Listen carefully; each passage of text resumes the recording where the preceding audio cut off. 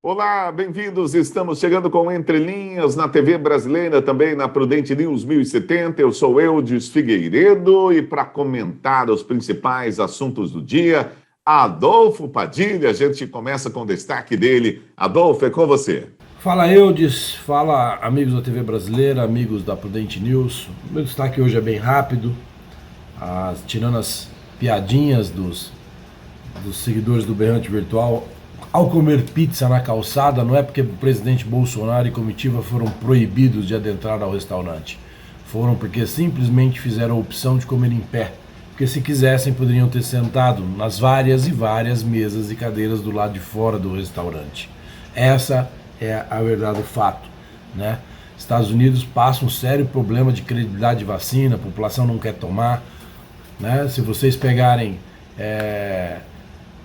Agora em setembro, o Brasil aplicou 29 milhões de doses, quase o dobro dos 15 milhões dos Estados Unidos.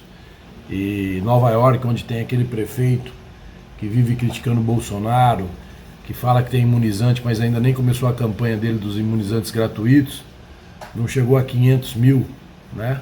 E olha que a população de Nova York é 8,3 milhões. E até agora apenas 5,7 milhões receberam menos uma dose da vacina. O Brasil já vacinou quase 147 milhões de pessoas. Então é só para deixar registrado que isso você não vai ver por aí. Se não for procurar, não for ler outras fontes, a gente não chega nisso nunca. Toca o programa Eudes Figueiredo.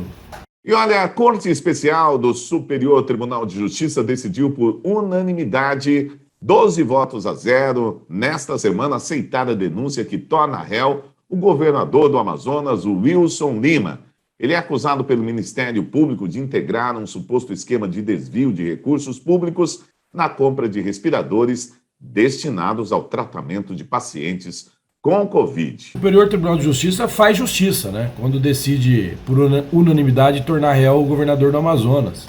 É aquele governador protegido pela CPI, né, do Covid, é aquele governador amigo do relator, amigo do presidente da CPI, amigo do triozinho Parada Dura, né? Randolfo, Renan e Aziz, né?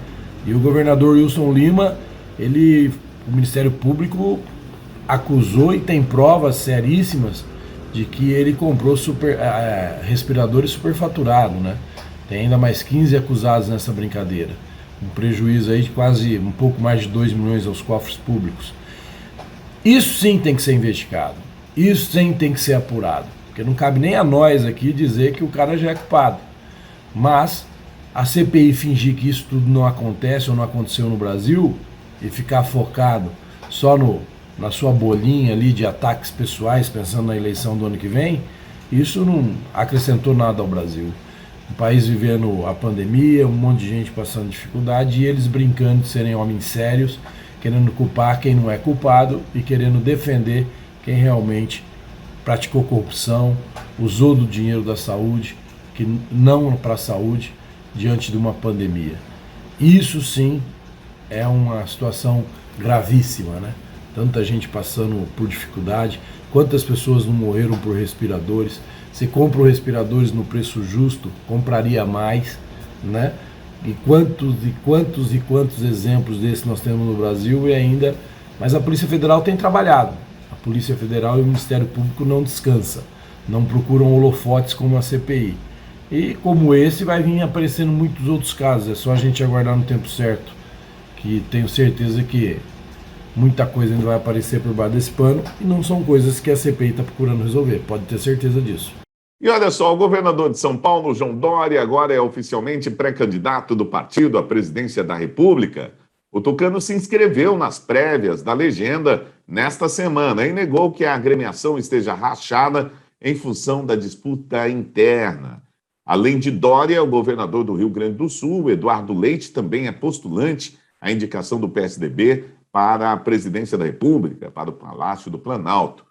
O ex-prefeito de Manaus, Arthur Vigílio, no Amazonas, e o senador Tássio Gereissati, no Ceará, chegaram a apresentar seus nomes, mas podem desistir da disputa.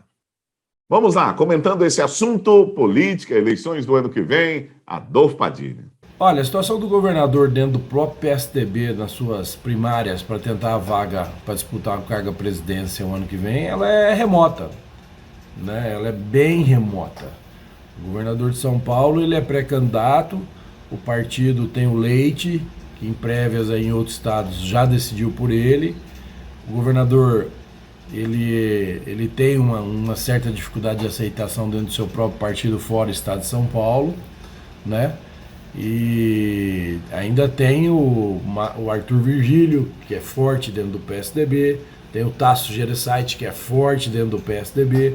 A briga não vai ser boba não, a briga vai ser grande, né? Então não tem...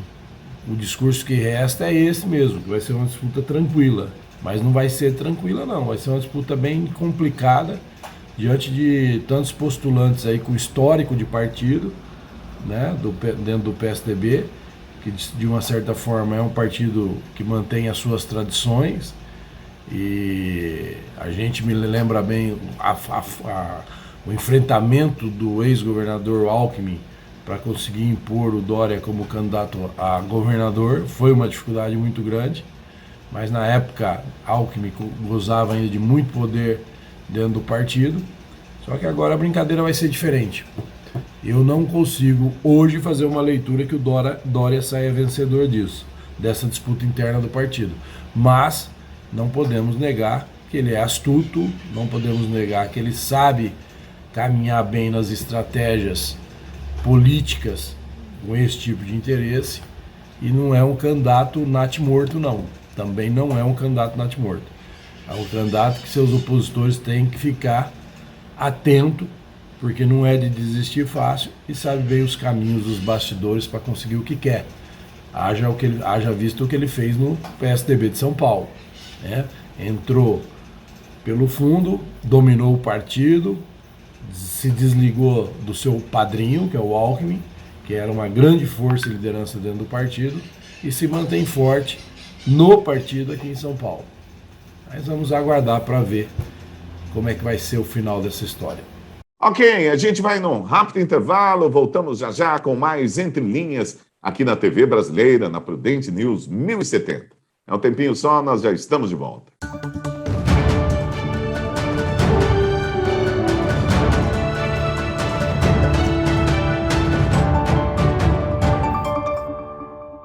Olá, já estamos de volta aqui na TV Brasileira, na Prudente News 1070. E olha, a partir do dia 1º de outubro, Fernando de Noronha passa a adotar um novo protocolo para a entrada de turistas, com a cobrança do passaporte da vacina contra a Covid-19.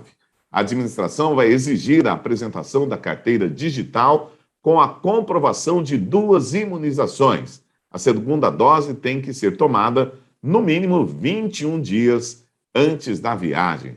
Vamos lá, falando sobre esse assunto, Adolfo Padilha. Pois é, já tem lugar no país exigindo aí as imunizações. No caso, o presidente da República provavelmente não poderia ir a Fernando de Noronha, né?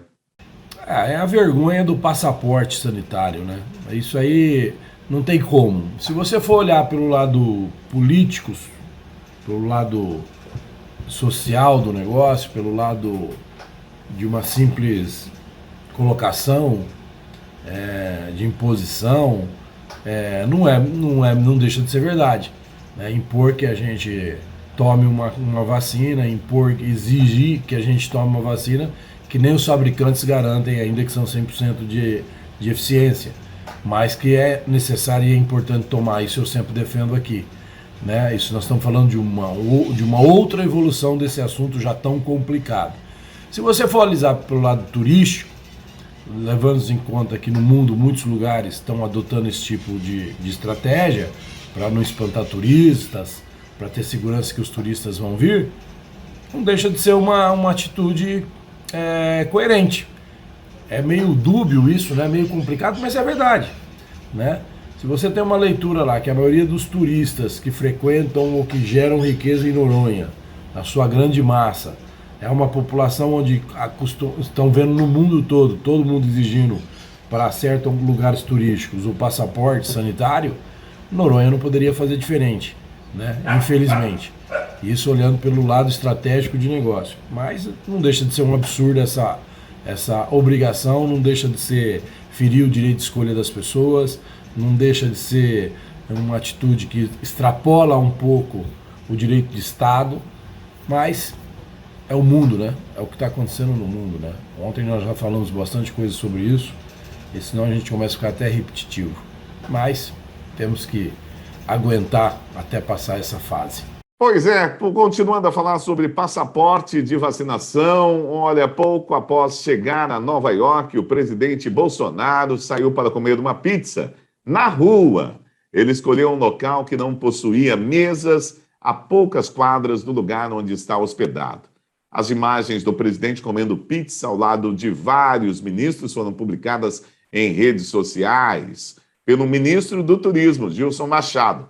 Além dele, também saíram para comer Pedro Guimarães, que é presidente da Caixa, Anderson Torres, ministro da Justiça, Augusto Heleno, do Gabinete de Segurança Institucional, e Luiz Eduardo Ramos, que é o secretário da Secretaria-Geral da Presidência, entre outros. Olha, a cidade de Nova York determinou que restaurantes verifiquem se os clientes estão vacinados antes de atendê-los nas mesas. E é preciso apresentar o comprovante original e uma foto. Ao comer na rua, o presidente não teve que lidar com essa exigência. O presidente diz que não foi vacinado. Então vamos lá, comentando esse assunto, uma simples pizza, que era para ser uma coisa normal, virou um assunto de Estado. Vamos lá, Adolfo Padilha comentando esse assunto. Correu a foto aí, o presidente com a sua comitiva comendo pizza na calçada de Nova York. Aí já colocam que é porque ele não tomou a vacina, então ele não poderia adentrar ao restaurante, mas eles não explicam aquilo que eu falei na entrada aqui. Existem várias cadeiras e mesas do lado de fora, eles poderiam muito bem se sentar do lado de fora, né? Mas não, eles optaram por alguma razão comer em pé. Aí o berrante virtual já vem com essas colocações. Ontem eu vi um canal de televisão que é uma conversa totalmente amistosa entre o presidente e o primeiro-ministro da Alemanha, não da Inglaterra, né? E a colocação da reportagem era totalmente negativa. E ali no ato você via que não tinha nada negativo. É uma disputa muito grande, né? Essa disputa de querer impor uma narrativa de desmerecer o governo do presidente Bolsonaro, realmente ela é muito intensa, ela não dá descanso, ela não para nem um minuto, né? E isso a gente consegue perceber facilmente. Como eu sempre digo, o governo tem erros, mas tem muito mais acertos do que erro, né? Uma foto dessa, por exemplo, você não vê ninguém dizendo o seguinte: uma comitiva presidencial brasileira, ao invés de estar nos luxuosos restaurantes de Nova York, né, comendo lagosta, tomando caros vinhos, bebendo caros uísques, está na rua comendo pizza, né? Você não vai ver isso, né? E por que não? E por que não a gente não enaltecer isso, né? Estamos aí. Aliás, o presidente já deu várias demonstrações da sua simplicidade de comer, da sua opção de comida, e isso nunca é ressaltado diante dos grandes banquetes pagos com o nosso dinheiro e que você sempre se calou e nunca falou nada. E você sempre ficou quietinho. Vê um bando de gente que só podia comer ou sentar onde estava sentado porque nós estávamos pagando a conta. Porque se fosse pela condição dele, nunca estaria. E hoje nós temos um presidente que é simples ao comer, é simples na forma de comer e é simples escolher o que come. Mas aí preferem colocar ou tentar vender a ideia de que ele foi proibido. Como eu já disse aqui, Nova York passa vergonha perto do Brasil se você for ver os números estatísticos de vacina. O próprio Estados Unidos vacinou menos que o Brasil agora no mês de setembro. Os Estados Unidos tem um problema muito sério de aceitação da vacina diante da população. Aqui no Brasil, eu já disse e repito, estamos dando show em qualidade e quantidade de disponibilidade de vacina para quem quer tomar a vacina, né? Isso você não vai ver ninguém falar. Mas fica aí o presidente comendo a pizza na calçada e você acreditando de que realmente a opção foi porque não podia entrar no restaurante. Fazer o quê? Cada um pensa no que quer. E olha só, 20 governadores divulgaram uma nota na qual afirmam que o aumento do preço da gasolina é um problema nacional e não das unidades da federação. A carta é uma resposta às acusações do presidente Jair Bolsonaro que culpa os estados pelo aumento do preço do combustível.